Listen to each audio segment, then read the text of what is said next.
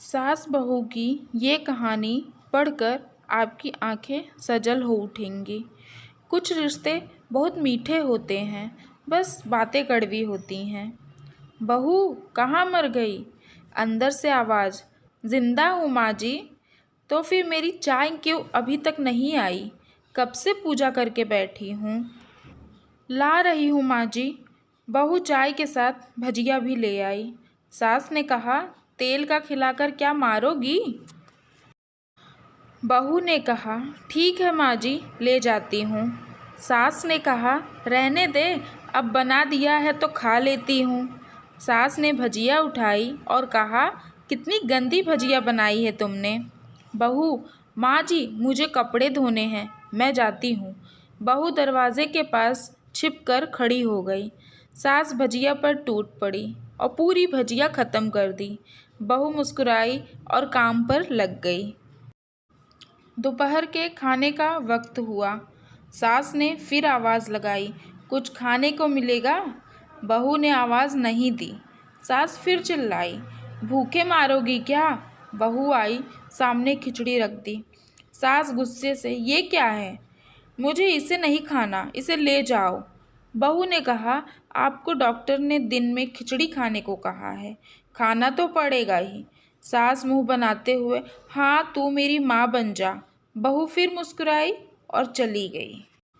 आज इनके घर पूजा थी। बहू सुबह 4 बजे से उठ गई। पहले स्नान किया, फिर फूल लाई, माला बनाई, रसोई साफ की, पकवान और भोज बनाया। सुबह के 10 बज गए। अब सास भी उठ चुकी थी। बहू अब पंडित जी के साथ भगवान के वस्त्र तैयार कर रही थी। आज ऑफिस की छुट्टी भी थी। उनके पति भी घर पर थे। पूजा शुरू हुई। सास चिल्लाती, बहू ये नहीं, वो नहीं। बहुत दौड़ी दौड़ी आती और सब करती। अब दोपहर के 3 बज गए थे। आरती की तैयारी चल रही थी। पंडित जी ने सबको आरती के लिए बुलाया और सबके हाथों में थाली दी। जैसे ही बहू ने थाली पकड़ी, थाली हाथों से गिर पड़ी। शायद भोजन बनाते हुए बहू के हाथों में तेल लगा था, जिसे वो पोंछना भूल गई थी। सारे लोग तरह तरह की बातें करने लगे। कैसी बहू है, कुछ नहीं आता, एक काम भी ठीक से नहीं कर सकती, ना जाने कैसी बहू उठा लाए, एक आरती की थाली भी संभाल नहीं सकती। उसके पति भी गुस्सा हो गए, पर सास चुप रही, कुछ नहीं कहा, बस यही बोल के छोड़ दिया, सीख रही है, सब सीख जाएगी धीरे धीरे। अब सबको खाना परोसा जाने लगा। बहू दौड़ दौड़ के खाना देती, फिर पानी लाती। करीब 70-80 लोग आ गए थे।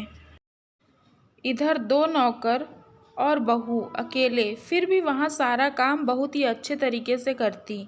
अब उसकी सास और कुछ आस पड़ोस के लोग खाने पर बैठे। बहू ने खाना परोसना शुरू किया। सबको खाना दे दिया गया। जैसे ही पहला निवाला सास ने खाया, तुमने नमक ठीक नहीं डाला क्या? एक काम ठीक से नहीं करती, पता नहीं मेरे बाद कैसे ये घर संभालेगी। आस पड़ोस वालों को तो जानते ही हो ना साहब, वो बस बहाना ढूंढते हैं नुक्स निकालने का। फिर वो सब शुरू हो गए, ऐसा खाना है, ऐसी बहू है, ये वो वगैरह वगैरह। दिन का खाना हो चुका था। अब बहू बर्तन साफ करने नौकरों के साथ लग गई। रात में जगराता का कार्यक्रम रखा गया था। बहू ने भी 1-2 गीत गाने के लिए स्टेज पर खड़ी हुई। सास जोर से चिल्लाई, मेरी नाक मत कटा देना, गाना नहीं आता तो मत गा, वापस आ जा। बहू मुस्कुराई और गाने लगी। सबने उसके गाने की तारीफ की, पर सास मुंह फुलाते हुए बोली, इससे अच्छा तो मैं गाती थी जवानी में, तुझे तो कुछ भी नहीं आता। बहू मुस्कुराई और चली गई। अब रात का खाना खिलाया जा रहा था। उसके पति के ऑफिस के दोस्त साइड में ही ड्रिंक करने लगे। उसका पति चिल्लाता, थोड़ा बर्फ लाओ, तो सास चिल्लाती, यहाँ दाल नहीं है। फिर चिल्लाता, कोल्ड ड्रिंक नहीं है, पापड़ ले आओ। इधर उधर आखिरी में उसके पति की शराब गिर पड़ी उसके एक दोस्त पर और बोतल टूट गई।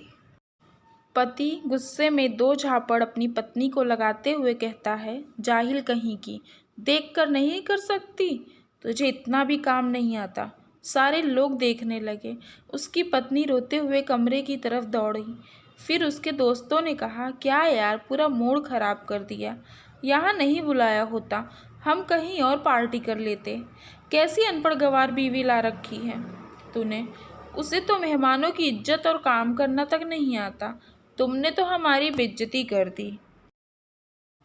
अब आस पड़ोस की औरतों को और बहाना मिल गया था। वो कहने लगी, देखो क्या कर दिया तुम्हारी बहू ने, कोई काम की नहीं है। मैं तो कहती हूँ अपने बेटे की दूसरी शादी करा दो, छुटकारा पाओ इस गंवार से। सास उठी और अपने बेटे के पास जाकर उसे थप्पड़ मारा और कहा, अरे नालायक, तुमने मेरी बहू को मारा, तेरी हिम्मत कैसे हुई, तेरी टांग तोड़ दूंगी। उसके बेटे के दोस्त कुछ कहने ही वाले थे कि उसकी माँ ने घूरते हुए कहा, चुप, बिल्कुल चुप।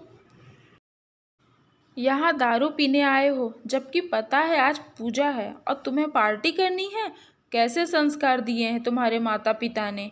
और किसने मेरी बहू को जाहिल बोला, ज़रा इधर आओ, चप्पल से मारूंगी अगर मेरी बहू को किसी ने शब्द भी कहा तो। अरे पापी, तूने इस लड़की को बस इसलिए मारा कि तेरी शराब टूट गई।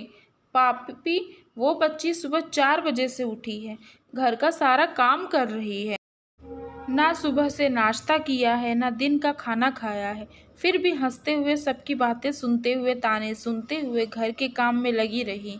तेरे यार दोस्तों को वो अच्छी नहीं लगी। जूते से मारूंगी तेरे दोस्तों को जो कभी उन्होंने ऐसा कहा। उसके यार दोस्त चुपके से खिसक लिए। अब सास बहू के कमरे में गई, अब बहू का हाथ पकड़कर बाहर लाई, सबके सामने कहने लगी, किसने कहा था अपनी बहू को घर से निकाल के दूसरी बहू ले आना। ज़रा सामने आओ। कोई सामने नहीं आया। फिर सास ने कहा, तुम जानते भी हो इस लड़की के बारे में, ये मेरी माँ भी है, बेटी भी है। माँ इसलिए मुझे गलत काम करने पर डांटती है और बेटी इसलिए कभी कभी मेरे दिल की भावनाएं समझ जाती है। मेरी दिन रात सेवा करती है, मेरे 1000 ताने सुनती है, पर एक शब्द भी गलत नहीं कहती, ना सामने ना पीठ पीछे। और तुम कहते हो दूसरी बहू ले आऊं। याद है ना छुटकी की दादी, अपनी बहू की करतूत। सास ने गुस्से से पड़ोस की महिला को कहा, अपनी पिछले हफ्ते ही तुम्हें मियाँ बीवी भूखे छोड़ घूमने चले गए थे। मेरी इसी बहू ने 7 दिनों तक तुम्हारे घर पर खाना पानी, यहाँ तक कि तुम्हारे पैर दबाने जाती थी। तुम इसे जाहिल बोलती हो। जाहिल तो तुम सब हो जो कोयले और हीरे में फ़र्क नहीं जानते। अगर आइंदा मेरी बहू के बारे में किसी ने कुछ कहा ना, तो मुझसे बुरा कोई नहीं होगा, क्योंकि ये मेरी बहू नहीं, मेरी बेटी है। बहू सिसकियाँ लेते हुए फिर कमरे में चली गई। सास ने एक प्लेट उठाई और भोजन परोसा। बहू के कमरे में खुद ले गई। सास को भोजन लाते देखा। बहू ने कहा, अरे माँ जी, आप क्या कर रही हो, मैं खुद ले लेती। सास ने प्यार से ताना मारते हुए कहा, डर मत, इसमें जहर नहीं है, मार नहीं डालूंगी तुझे। तुझे नई सास चाहिए होगी, पर मुझे अभी भी तू ही मेरे घर की बहू चाहिए। बहू ने अपनी सास को रोते हुए गले से लगा लिया। सास भी रो दी पहली बार और कहा, चल खाना खा ले। फिर मजाक करते हुए कहा, फिर मेरे पैर दबाने चले आना, और ये ख्याल मन में मत लाना कि सास पैर बोलती है। किसी दिन मैं इसका गला दबा दूंगी, क्योंकि कभी मैं भी यही सोचती थी। दोनों खूब हंसने लगती हैं। Thank you for watching.